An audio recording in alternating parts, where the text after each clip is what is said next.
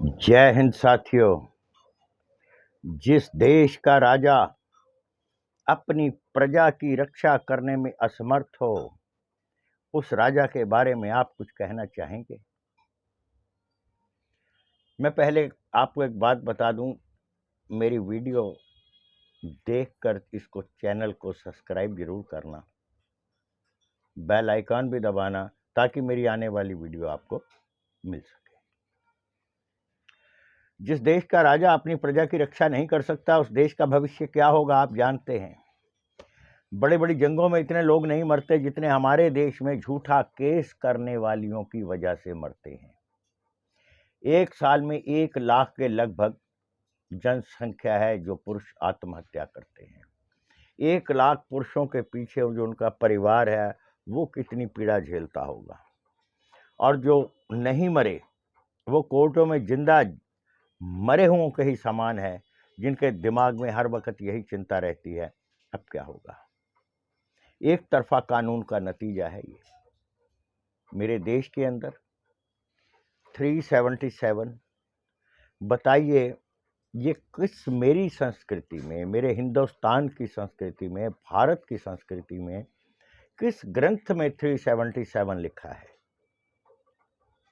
किसी ग्रंथ में नहीं लिखा, लेकिन हम पर लादा गया। 497 अवैध संबंधों को तरजीह देता है कि आप अपनी स्वेच्छा अनुसार शारीरिक संबंध बना सकते हैं, जो अपराध की श्रेणी में नहीं आएगा। और नारी का सशक्तिकरण अगर आपने देखना है, जो स्त्रियां आर्मी में काम कर रही हैं, नर्सों के पद पर हैं, पुलिस में हैं, आईपीएस आईएएस हैं, उनकी तुलना ये झूठा केस करने वाली अगर अपने आप से करती हैं, अरे ये तो उनके पांव की जूती का धूल भी नहीं है। इनके माँ बाप ने, इसकी माँ ने खासकर अपनी बेटी को इस तरह नाजों से पाला होता था। पहले पालते थे लेकिन वो समय से शादी कर देते थे। आज इनकी माँ सबसे ज़्यादा इनको बिगाड़ने में आती है आगे। लड़की जब पहली कमाई लेके आती है ना, तो उसकी माँ ये समझती है कि मेरी बेटी बहुत होशियार हो गई है, पैसा कमाने लग गई है, अब पुरुषों के समान हो गई है। लेकिन उस समय वो क्या कर रही होती है, पैसा कैसे आ रहा है, कहाँ से आ रहा है, उसकी माँ को कुछ लेना देना नहीं। और लड़की का काम होता है पुरुषों के समान आज़ादी, जिसके अंदर शराब पीना, सिगरेट पीना, माँ बहन की गालियाँ देना। ये मेरे किसी ग्रंथ में नारी के लिए ऐसा नहीं लिखा गया, पुरुषों के लिए भी नहीं लिखा गया। कहाँ से आ रही है ये सभ्यता? पश्चिम से। आज हमारे स्कूलों में बच्चों को हमारा इतिहास पढ़ाया ही नहीं जाता। फर्जों की बात करते हैं, हकों की बात करते हैं, फर्ज हार जाते हैं, हक जीत जाते हैं। जब नई बहू घर में आती है ना, वो फर्जों की बात नहीं करती, अधिकार की बात करती है। आपने कितना पैसा कमाया, आपके नाम क्या है, आपके पिता के नाम क्या है, ये आपको फर्ज बताया जाता है कि इसमें मेरा अधिकार है।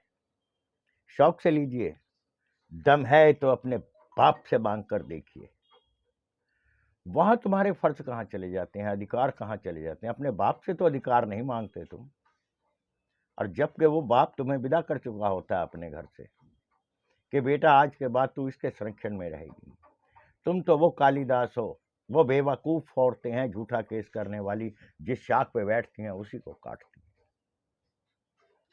औरतों के घर टूट रहे हैं औरत की ही वजह से। एक औरत दूसरी औरत के पति को फंसाती है, और उसके घर में अपना तो उजड़ा चमन है उसका, और दूसरे के घर को भी उजाड़ रही होती है। औरत के सशक्तिकरण औरत पे ही भारी पड़ा है। एक औरत को जो 497 में अधिकार मिला है किसी के साथ भी संबंध बनाने का, वो अच्छे भले घरों के अंदर घुसपैठ करती हैं। एक पारिवारिक जिनके बाल बच्चे होते हैं, उस घर में घुसपैठ करके बसा बसाया घर एक औरत ही उजाड़ती है, जिसका पुरुष पुरजोर समर्थन करता है। वो पुरुष भी उसके झांसे में आता है, जिसको हम कहते हैं हनी ट्रैप। क्या आज मात्र पैसा ही इज्जत बन के रह गया है? ध्यान देना, हमारे संस्कार विलुप्त होते चले गए तो वो दिन दूर नहीं जिस दिन मानव और पशु में कोई अंतर नहीं रहेगा। पहले भी पशुओं की तरह थे, जब समाज में नया पाषाण युग था, पशुओं की तरह ही रहते थे, लेकिन उनको सामाजिक चेतना से बांधा गया। आज वो सामाजिक चेतना का जो बंधन है वो तोड़ करके अपनी आज़ादी समझ रही हैं, जिसको आप, वो आज़ादी नहीं है, आपकी बर्बादी है। संस्कार से बंधे रहोगे, परिवार जुड़े रहेंगे। अगर आप नारी सशक्तिकरण का दुरुपयोग करेंगी, सशक्तिकरण का आपको ताकत तो इसलिए दी गई थी कि आपके ऊपर अत्याचार हो तो आप अपनी रक्षा कर सकें, लेकिन आपने तो इसका दुरुपयोग करना शुरू कर दिया। उल्टा इससे अत्याचार खुद पे तो क्या बचाना, पुरुषों पे करना शुरू कर दिया। पुरुष नहीं बचेगा, तुम भी नहीं बचोगी। तुम्हारी कीमत आज दुनिया जानती है क्या है। ये झूठा केस करने वाली कैसे दर दर भटक रही है। काम चोर हराम खोर जितनी है झूठा केस करने वाली होती है। कृपया देश के राजा को कहूँगा, देश के कानून से भी विनती करूँगा, हमारे मुख्यमंत्री, हमारे गृह मंत्री से भी मैं विनती करूँगा, कृपया हमारे संविधान में संशोधन लाया जाए। स्त्रियों को आप बहुत ताकतवर बनाइए, लेकिन दुष्ट स्त्री को सजा का प्रावधान जरूर रख दीजिए, ताकि कोई आपके दिए हुए कानून का दुरुपयोग ना कर सके।